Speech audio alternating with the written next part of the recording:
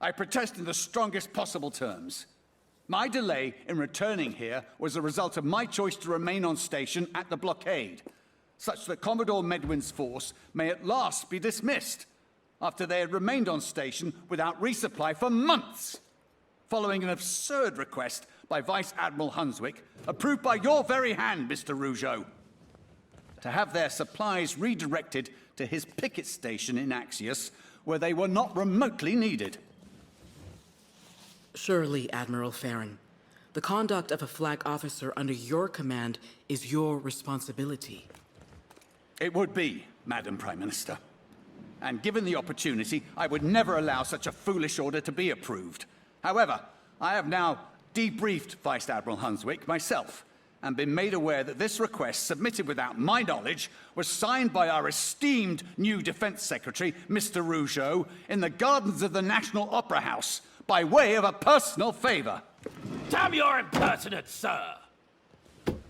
Admiral Farren, you will not levy accusations of corruption at a member of this honourable cabinet within these halls.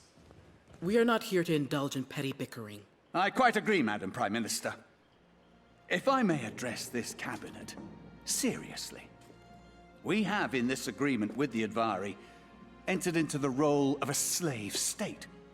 The supplies they deliver us may provide a brief respite, but we cannot allow ourselves to see this as a genuine solution.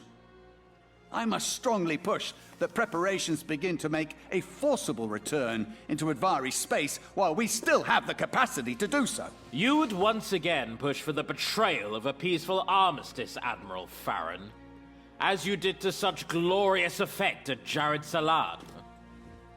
After some deliberation, it is a decision of this cabinet that no action be taken to disrupt the Onslow initiative. This new arrangement represents a desperately needed relief from decades of famine. This arrangement represents the subjugation of this nation.